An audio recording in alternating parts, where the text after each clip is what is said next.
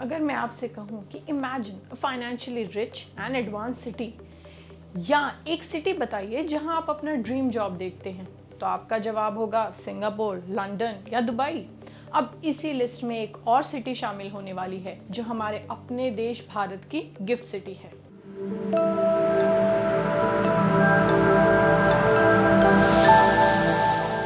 Hello friends, welcome to share India's YouTube channel.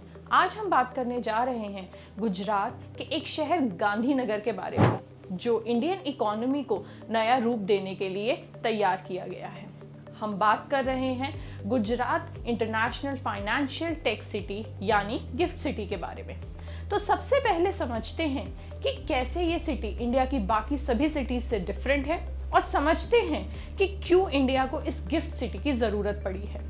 Startup flipping is a very common and well-known term these days, where Indian startups tweak their corporate structure to relocate their company holding or IP to foreign countries, despite having its audience, employees and founders in India itself. और इसका सबसे बड़ा reason है average corporate tax in India, which is 25.17% as compared to 0% in Dubai, 3% in Malaysia and 17% in Singapore. अपने tax saving के लिए Indian startups foreign countries में री रजिस्टर होती हैं। यही वजह है कि वीसीज भी उन्हीं कंपनीज को फंड करने में ज़्यादा इंटरेस्टेड रहते हैं जो फॉरेन कंट्रीज में री रजिस्टर हो सके, ultimately hampering Indian economy.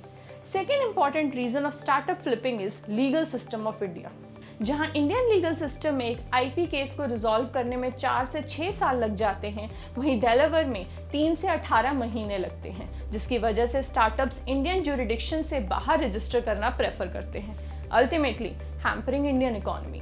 Third reason is overseas banking. आज अगर कोई इंडियन कंपनी या ब्रांड अपनी फ्रेंचाइजी फॉरेन कंट्री में ओपन करना चाहता है, उसे फॉरेन सेटअप के बैंक से ही लोन लेना पड़ता है, again hampering Indian economy. Lastly, कोई भी इंडियन कंपनी इंटरनेशनल मार्केट या किसी और कंट्री की स्टॉक एक्सचेंज में लिस्ट नहीं हो सकती। और जैसे कि हम सब जानते हैं, इंडियन इन्वेस्टर्स को foreign listed company like Apple, Netflix and Amazon में इन्वेस्ट करने के लिए हेवी कमीशन फीस पे करनी पड़ती है, और उन्हें कभी भी इन शेयर्स की ओनरशिप उनके डीमैट अकाउंट में नहीं मिलती। यही नहीं, अगर यूएस में बैठे ब्रोकर की कंपनी में कोई भी इशू आता है तो Indian legal system Indian investor को प्रोटेक्ट नहीं कर सकता। अब इन सभी प्रॉब्लम्स को एड्रेस करने के लिए इंडियन गवर्नमेंट लेकर आ रहा है गिफ्ट सिटी।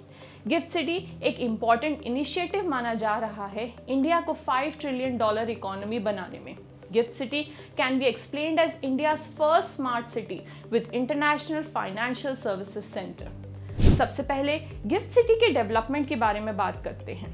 ये सिटी इंडिया के फाइनेंशियल लीडर्स और बिजनेसमैन के लिए एक बहुत ही इंपॉर्टेंट जगह है, जहां पर 10 साल तक zero tax policy and single window approvals के साथ वर्ल्ड क्लास इंफ्रास्ट्रक्चर है।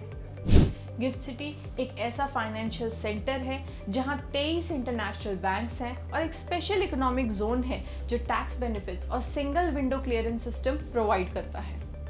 और हाँ, गिफ्ट सिटी में इंटरनेशनल बैंकिंग यूनिट IBU होने से इंडियन बैंक्स को फॉरेन लैंड में ब्रांच खोलने की ज़रूरत नहीं पड़ेगी। IBU के थ्रू बहुत आसानी से इंटरनेशनल फाइनेंशियल सर्विसेज प्रोवाइड हो सकती हैं और इंडिया में जॉब्स और इनकम भी जनरेट हो सकती है। गिफ्ट सिटी में अपना इंटरनेशनल एक्सचेंज भी है, जहां पर इंडियन इन्वेस्टर्स फॉरेन कंपनीज में इन्वेस्ट कर सकते हैं और इंडियन कंपनीज फॉरेन एक्सचेंज में लिस्ट हो सकती हैं। And if anything goes wrong, we have Gift City regulations to protect the interests of the investors and companies.